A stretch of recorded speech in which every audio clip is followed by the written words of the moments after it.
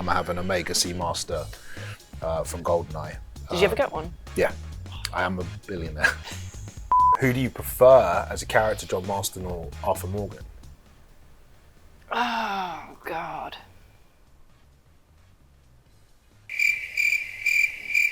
Been in a bunch of games. How's that experience? What's it like compared to your regular day job? It's a mixed bag. You don't expect it. I'm not expecting that!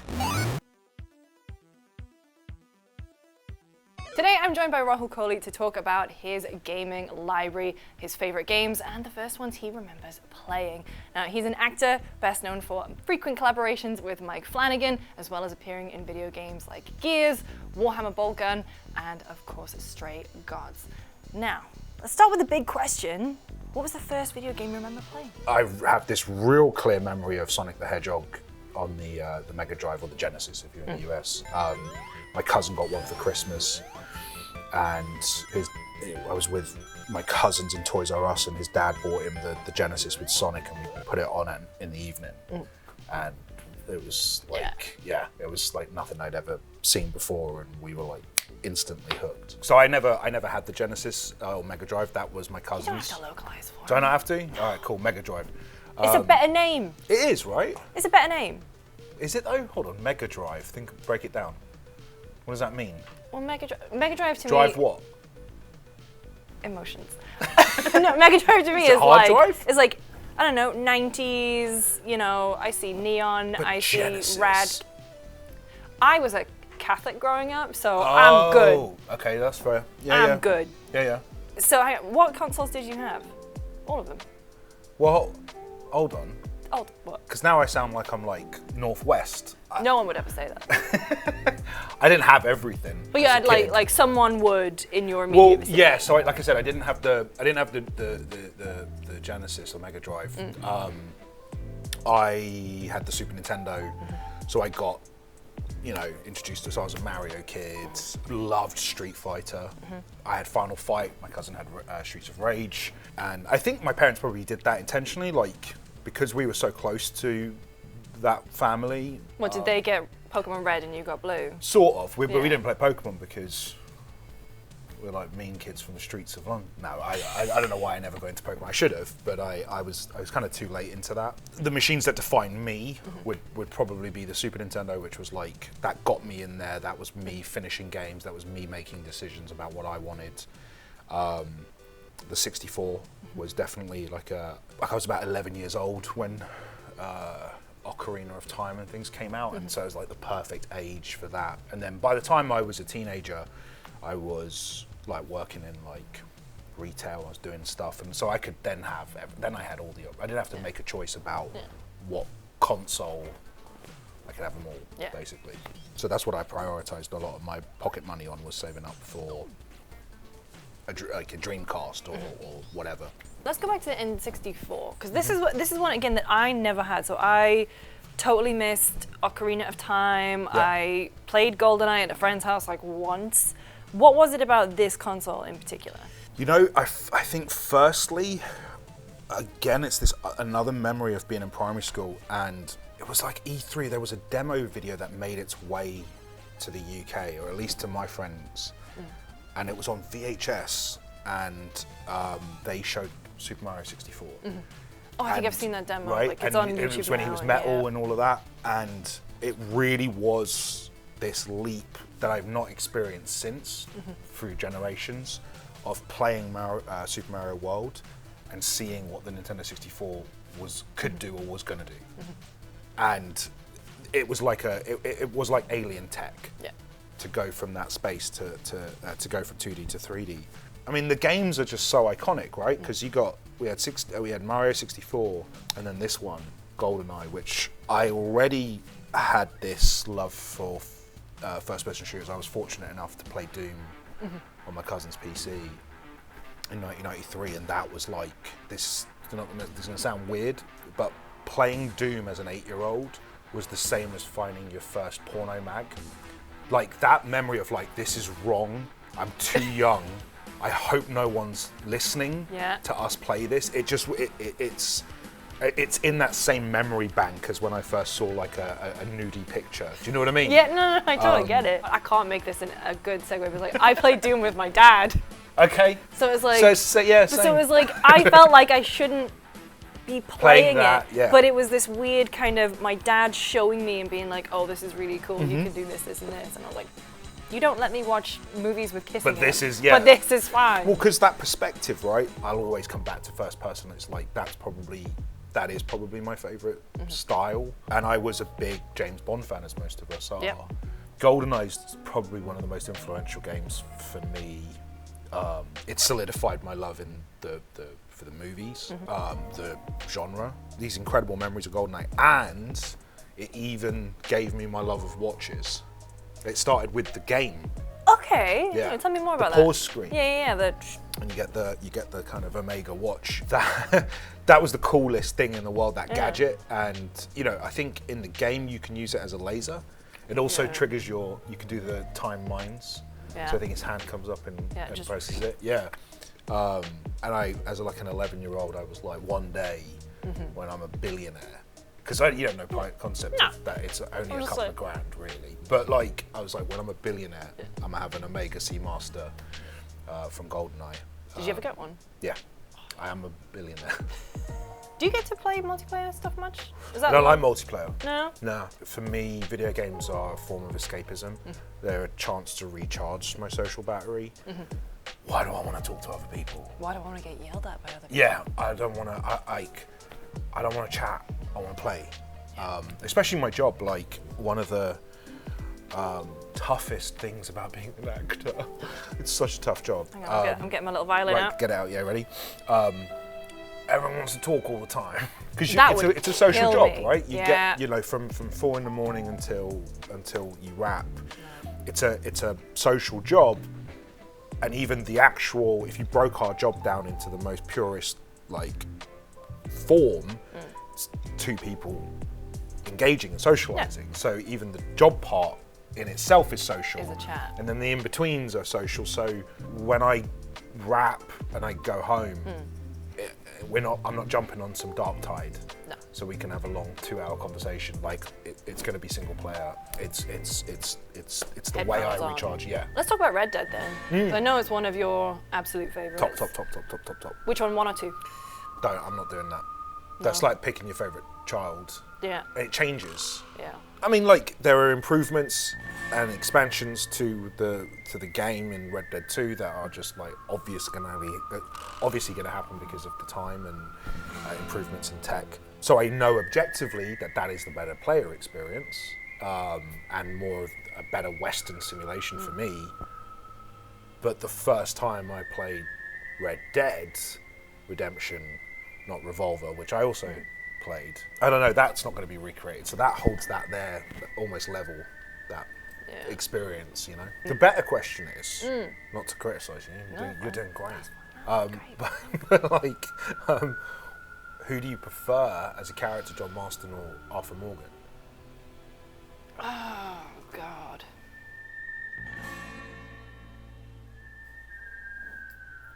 I think Arthur. No, because John Marston was so important, and his journey was so important because at that point in his life, when you meet him, he is going through the redemption phase, and he is like trying to work to be a better person, and like. But Arthur, I sobbed at the end of Red Dead 2.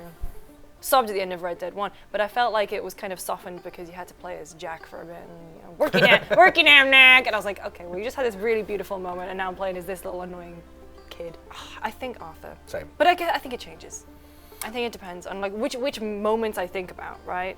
You're a big fan of Westerns in general. Yeah. So did Red Dead and Red Dead 2 like help you live out that fantasy? Scratch the itch. Yeah. Yeah, 100%. Yeah, Westerns, don't know why, going like little Indian kid from Wembley, identified with like Clint Eastwood.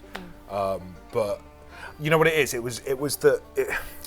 I hated Westerns with a passion.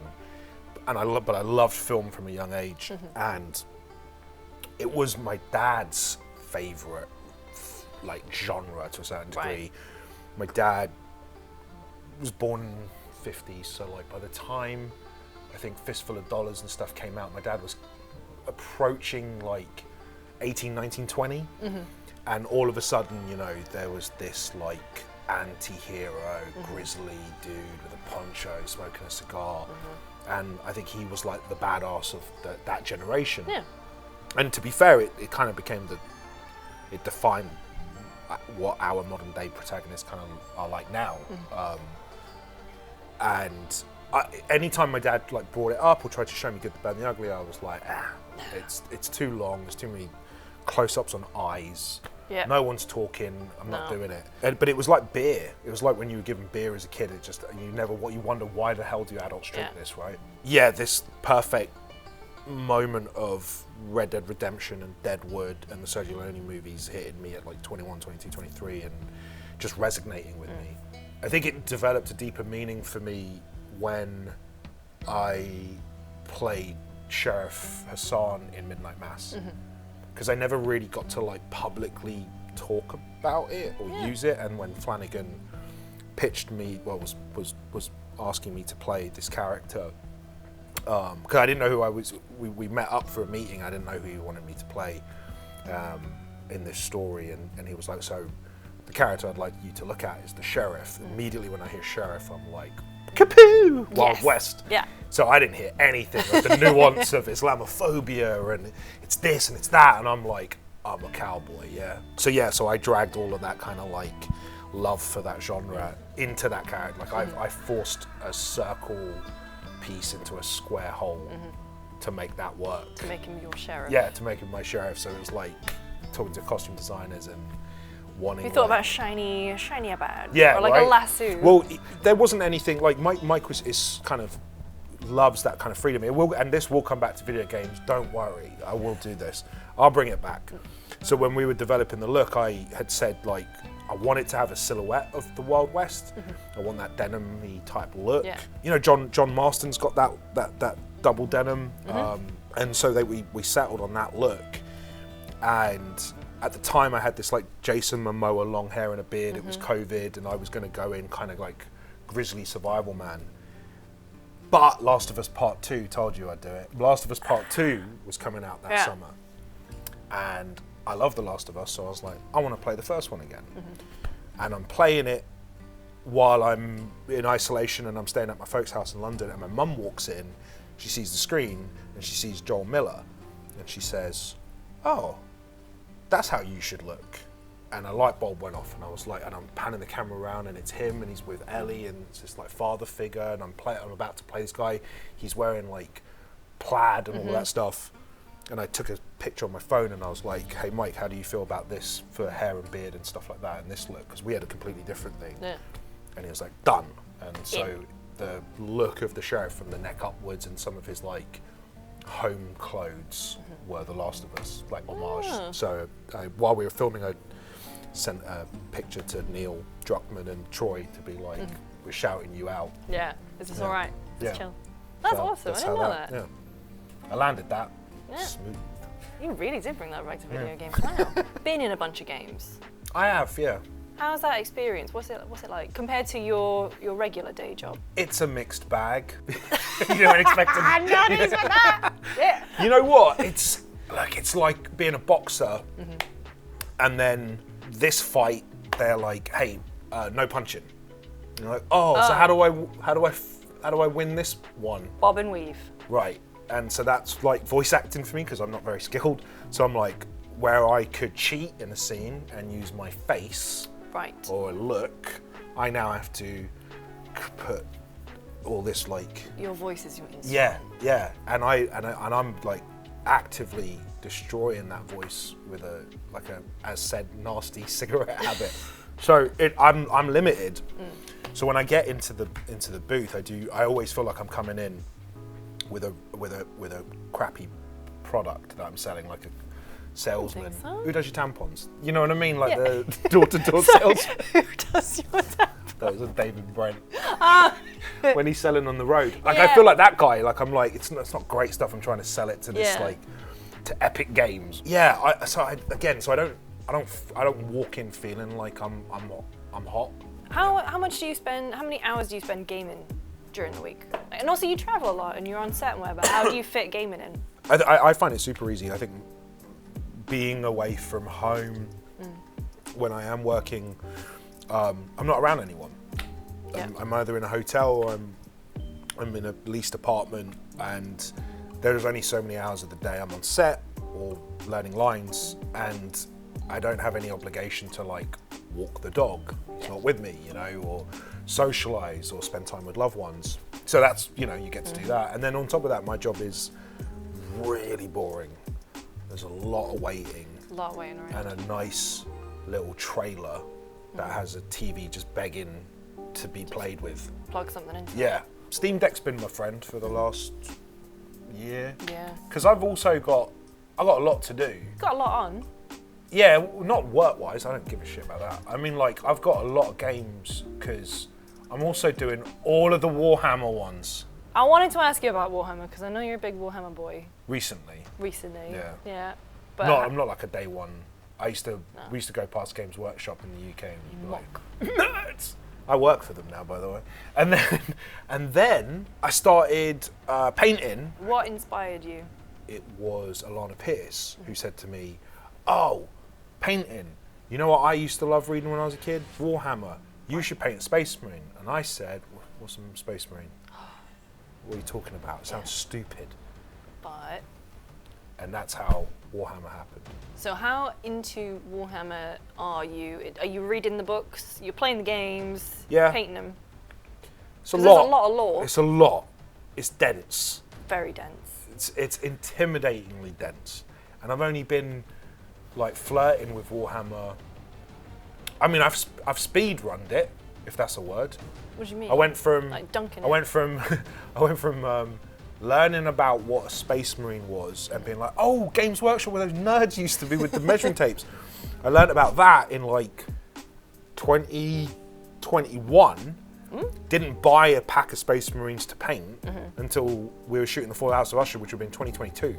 What year is it now? 24. 24. There you go. So that's it, right? That's, yeah. And then I started reading it, but I was learning how to paint. All I cared about was painting. I didn't want to play it. I'm too stupid. I don't want to do math. That's what video games are for. You're supposed to decide whether the shot makes it. I don't want to have to do all of the legwork. I just want to... It's what algorithms are for. Smack someone with a big hammer. Yeah, not decide it did this much damage. Yeah. So I started playing like Space Marine and Dawn of War and all of that stuff. So that's how I learned more about it.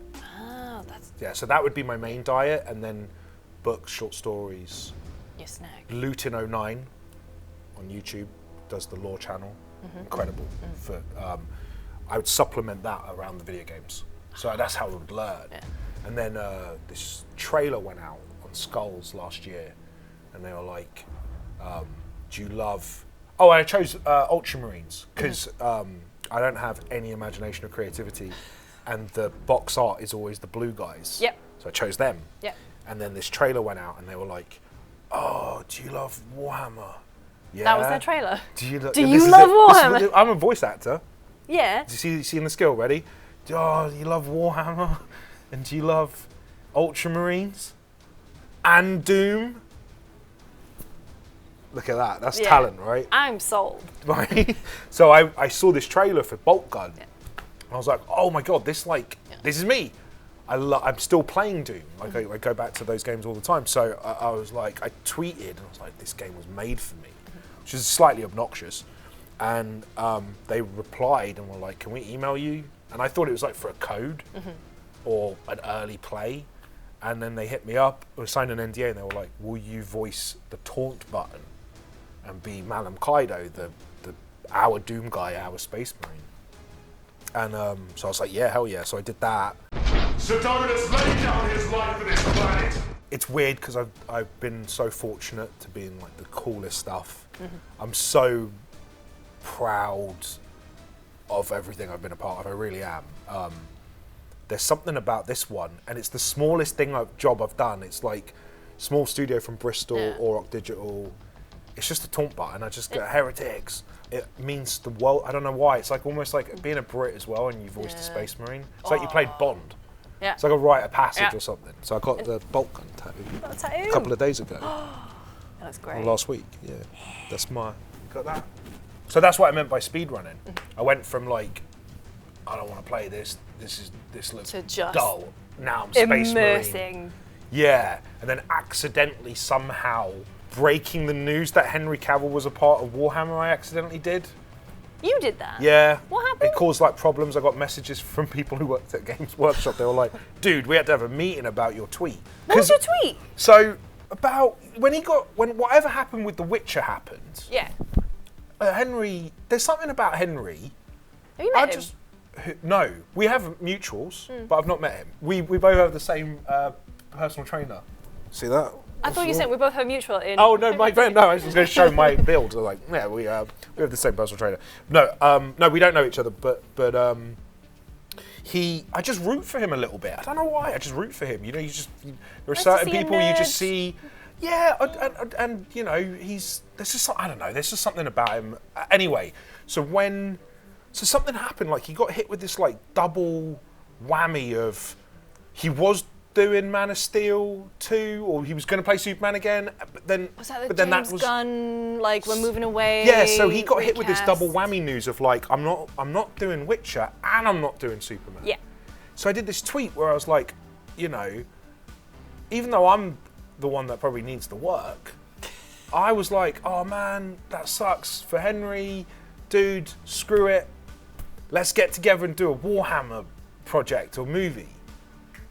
And the next day, so that tweet goes viral, and the next day they go, Amazon announced that they are into, and apparently, I don't know the story, but like, it looked like either I knew or forced it, because the coincidence and the timing was bizarre. And that was, at the time when I had Twitter, might have been the highest engagement I ever had on a tweet. For a tweet that you just like, it would be cool if we did Yeah, this. like, let's get together and there's this Warhammer. And it wasn't because I want to be in it. I'm good, I've done it. I'm actually in Warhammer. Henry isn't, so 1-0. But, you know, like, I was just doing that because I was just rooting for the guy. It was just like, felt like a really crappy week for him to lose, like, both of those projects or whatever it was. What you got going on? Oh, stuff I can't talk about. But yeah, like, I would like to promote my dog. And Mike Flanagan, and Steve Coogan, anything Steve Coogan related. Just watch that stuff. Don't worry about what I'm doing. Yeah. I'm cool.